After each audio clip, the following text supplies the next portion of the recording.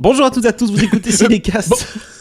Bonjour à tous. J'étais pas sûr qu'on avait commencé. Salut Thibaut, ça va? Salut Guillaume. Cinécast, c'est le podcast qui chaque semaine vous recommande des films à voir au cinéma, en streaming ou VOD. On espère que vous avez pu digérer notre critique de The Batman qui est sorti hier du coup. Ouais. Ça va, c'est bon, vous êtes remis. Vous avez peut-être encore envie de voir le film, encore plus envie de voir le film sans doute puisqu'il sort demain du coup pour vous. Pour nous aussi d'ailleurs. Mais voilà. Ouais. C'est un peu schizophrénique, hein, parfois tout enregistré c'est- sur la même soirée. Tu dis c'est clair. alors on publie En ça fait, tel jour. Il faut enregistrer le matin, comme ça on est sûr qu'on peut avoir les choses fraîches, parce que plus on Ouais. attend, plus c'est grave. Aujourd'hui, on vous parle d'un film qui s'appelle Belfast, film qui fait un peu parler de lui ces derniers temps, puisqu'il est dans des cérémonies de récompense, un peu à gauche à droite, en Ouais. Angleterre. Il s'est pris pas mal de nominations aux Oscars là. Oui, tout à fait, pas mal de nominations pour Belfast, film de Kenneth Branagh, c'est donc mon deuxième film de l'année. Du Oui, mois. du mois, décidément. Après Mort sur le Nil. Mort sur le Nil, j'allais dire. Mort sur le Nil, bah, il y a Belfast qui a été tourné avant, je pense, ou après, bref. non, hein. après. Mais Après, Mort sur le d'accord. Nil avec la pandémie et On tout a le bazar, attendu 2 il a ans. été repoussé cancel au bazar. calendrier grec. Donc, Exactement.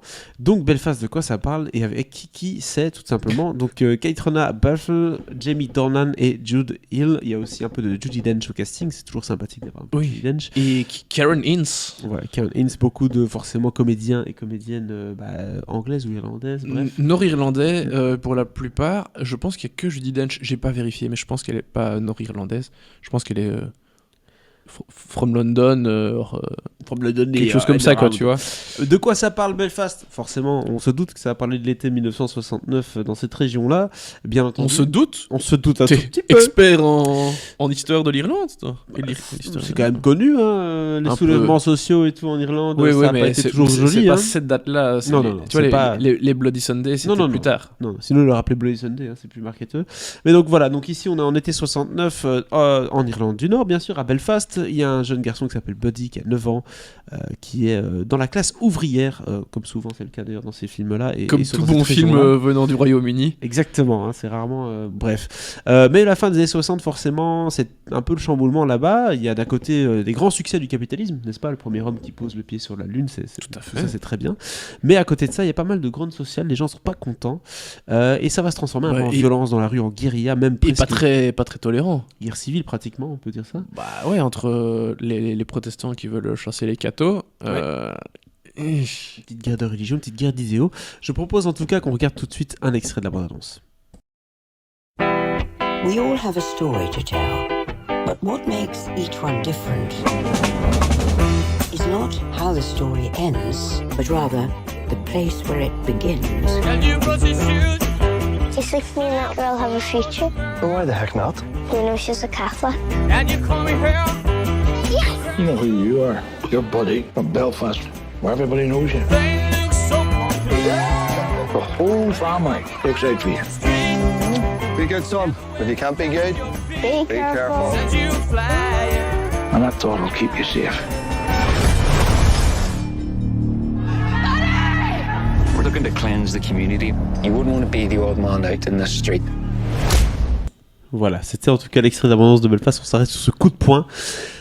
Qu'est-ce qui s'est passé, Kenneth? Là, j'ai une petite question. Où sont les écrans verts? Là, je ne vois pas le même réalisateur du tout. Bah non. Par rapport à Mort sur le Nil, on a l'impression qu'il est un peu plus dans son dada, là, en tout cas, de nous faire un film peut-être plus ancré, plus humain, plus proche de lui, sans doute. Bah oui, mais c'est ça qui est bien avec Kenneth Branagh, c'est que quand il fait quelque chose de plus personnel, forcément tu sens que c'est plus sincère, c'est plus intéressant, t'as plus d'empathie pour ce qu'il fait.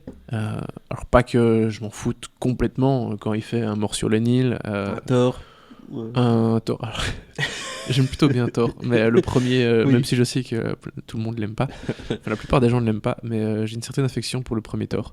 Mais oui, globalement oui, parce que voilà, on sait qu'il est doué pour adapter Shakespeare, tout ce que tu veux. Et puis il fait du blockbuster ou du gros film entertainment. Et puis voilà, il nous sort un petit truc, un truc vraiment de chez lui, quoi. De chez lui, avec un petit garçon, etc. Ouais, qui va vivre ce conflit. qui parle d'un pan de l'histoire nord-irlandaise qui est quand même assez important, qui a été très violent, qui nous a marqué, parce que nous, voilà, enfant du début des années 90, on a encore connu ça quand même, les violences entre catholiques et protestants jusqu'à la fin des années 90, je pense, quelque chose comme ça quand même. Hein. Donc, et là, en 69, l'histoire qu'il raconte, c'est un peu les prémices de toutes ces violences et tous les drames engendrés par la suite. On a déjà mentionné le Bloody Sunday, il y en a eu plusieurs, où voilà, il y a eu quand même de grosses violences entre catholiques et protestants qui étaient majoritaires en Irlande du Nord et qui ont attaqué, oui, j'ai hésité à choisir un autre mot, mais non, qui ont attaqué les catholiques, qui ils voulaient les virer de leur quartier. Ici, l'histoire que Kenneth Branagh a décidé de raconter, en fait, ça se déroule dans une famille protestante, mais qui vit dans un quartier qui est plutôt catholique. Et donc, quand les violences arrivent dans le quartier, ben, ils en pâtissent pas parce que c'est pas eux qu'on tape, pas directement, voilà, parce qu'on les tabasse pas et parce que les assaillants les connaissent. Hein. Mais forcément, c'est toute la vie d'un quartier qui est chamboulé. Les gens se disent, qu'est-ce qu'on fait, quoi ? Est-ce qu'on reste, est-ce qu'on part ? D'ailleurs, le film est dédié, je sais plus si c'est au début ou à la fin, je pense que c'est à la fin, il est dédié à ceux qui sont restés, à ceux qui sont partis, parce que voilà, ce sont vraiment des drames qui ont engendré des conséquences assez graves. Il y a quand même eu un peu une diaspora irlandaise dans ces années-là aussi. Donc voilà, c'est quelque chose qui fut gravissime, qui est encore dans nos mémoires, même nous un peu plus jeunes, vu qu'on a connu ça que sur la fin. Mais voilà, donc c'est quelque chose de très important, de très personnel, parce que lui, voilà, Kenneth Branagh, je sais pas l'âge qu'il a exactement, mais il doit avoir pas loin ouais, il doit être dans la soixantaine quand même maintenant. Hein. Ouais, proche de la soixantaine, tout à fait.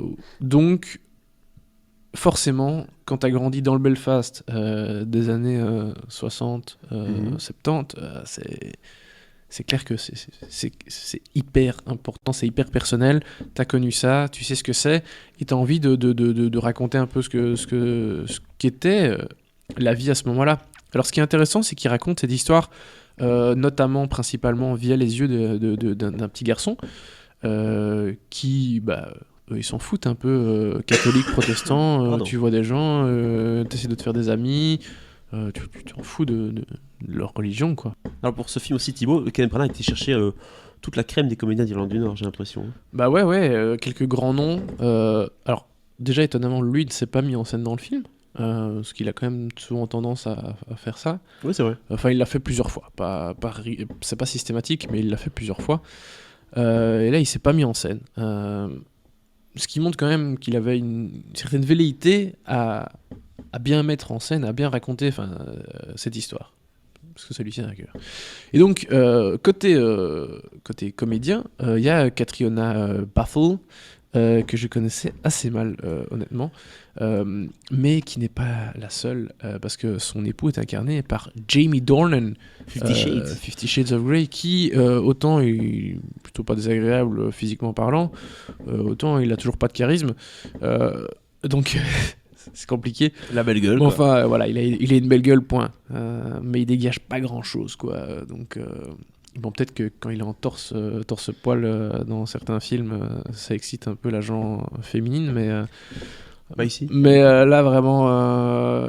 mais vraiment, je trouve qu'il dégage rien. Je parle même pas je rigole avec 50 Shades, mais il est là, il est présent physiquement, point, quoi. Ça qui est un peu dommage. Mais ça, c'est un problème propre à Jamie Dornan, c'est pas spécialement la faute de Branagh. Enfin, si, il aurait pu choisir quelqu'un d'autre, mais il fallait du bankable. Et sinon, il y a aussi Kieran Hinds, j'adore Kieran Hinds dans tout ce qu'il fait. Je le trouve toujours génial. C'est vrai. Et ce qui est étonnant, c'est qu'il incarne donc le père du personnage de Jamie Dornan, et donc l'époux du personnage incarné par Judi Dench. Ok. Alors que ils ont 20 ans d'écart dans la vraie vie, Judi Dench et Kieran Hinds. Judi Dench est pas loin des 90, Kieran Hinds pas loin des 70. Donc, mais vu que Branagh a fait le choix, parce que je me rends compte qu'on ne l'a pas encore mentionné, de faire le film en noir et blanc, avec les costumes, les maquillages, etc. Ça passe un peu mieux. Ouais. Mais voilà, quand tu connais bien les comédiens, c'est vrai que ça fait un peu bizarre quand même de dire Ouais, mais ils sont pas du tout de la même génération. Enfin, soit. C'est un choix qui fonctionne quand même plutôt bien. Parce que j'aime beaucoup le personnage incarné par Kieran Hines, un peu bourru comme ça, grand-père irlandais, auquel le petit garçon se confie pas mal parce qu'il entend ses parents qui gueulent dans tous les sens. Le père est absent, il fait toujours des allers-retours pour le boulot entre l'Angleterre et l'Irlande du Nord. La mère, elle est seule pour les élever en permanence. Et puis, avec toutes ces violences, qu'est-ce qu'on fait, quoi ? Est-ce qu'on reste ? Est-ce qu'on va vivre ailleurs pour mieux gagner notre vie et tout ? Donc, c'est compliqué. Le petit garçon se confie souvent au personnage de Kieran Hines. Voilà, moi, je trouve que ça fonctionne vraiment très bien. C'est un beau rôle. Et le petit garçon, je pense que c'est un peu ça la cerise sur le gâteau du film. C'est à travers lui qu'on a ce récit qui arrive. Donc forcément, il est hyper important. Un peu comme dans, par exemple, Jojo Rabbit. C'est pas le même film. Hein. Mais il fallait avoir des enfants qui vraiment crèvent l'écran. Est-ce que c'est le cas ici du petit Jude Hill ? Ouais, il est vraiment très chouette. Il a une bonne petite bouille. Et puis, voilà, il fait un peu ses bêtises. Il court partout en culotte courte. À l'anglaise, quoi. Enfin, oui, ouais, mais c'est très chouette. J'aime beaucoup l'énergie de ce petit garçon qui, du coup, nous fait traverser au travers de toute cette histoire. Tu comprends en tout cas la hype et toutes les accolades que le film a, tu vois pourquoi est-ce qu'on... Mais c'est un film très, très académique, très histoire forte, gros drame, histoire vraie, gros casting. Réalisateur et acteur plutôt apprécié, hein, même s'il fait pas toujours des bonnes choses. Et voilà, on l'a dit, répété, quand il fait des trucs entertainment, c'est rarement très bien. J'ai l'impression qu'il fait un peu comme Spielberg, il fait un pour eux, un pour moi. Tu vois ce que je veux dire ? Peut-être qu'il a fait son je suis pas sûr. Je suis pas sûr, parce qu'il a quand même fait deal. Beaucoup plus des entertainment ces dernières années. C'est vrai. Peut-être que les deux, Agatha Christie, Artemis Fowl, qui est tombé direct sur Disney+, là, on a oublié ce truc. Hein. Donc je pense qu'il a quand même fait beaucoup des trucs entertainment et moins... Voilà, sa période Shakespeare et tout, c'est derrière, quoi. Ouais, mais là, gros potentiel. En tout cas, c'est tous les critères que l'Académie aime bien, quoi. Des films qui passent bien pour les récompenses, en tout cas. Qu'est-ce que tu donnes comme note à Belfast, du coup, Thibaut ? Écoute, je donne 3 parce que je trouve ça bien, l'histoire est intéressante. C'est pas passionnant à suivre non plus, mais tu le suis sans désintérêt, vraiment. Chouette casting et tout ça. Donc ça fonctionne bien. Après, clairement, quand tu vois ce qu'il y a face à lui aux Oscars, non. Tu vois, non. Il peut pas prétendre au grand prix. C'est gentil. Mais c'est vraiment de bonne facture, c'est très chouette. Et puis voilà, il y a de l'émotion, il se passe pas mal de choses. C'est assez sympa de voir cette vie dans ce quartier, même si la vie n'est pas facile. Donc voilà, c'est plutôt un exercice réussi pour Kenneth Branagh malgré tout. Donc 3 étoiles. 3 étoiles du coup, n'hésitez pas à aller voir ce film le 2 mars au cinéma. Belle contre-programmation par rapport à Batman quand même. C'est sûr. Ça c'est sûr. N'hésitez pas à partager votre avis sur ce film dans les commentaires et si c'est pas déjà fait, à vous abonner au podcast sur la plateforme de votre choix. À très bientôt pour de nouvelles recommandations.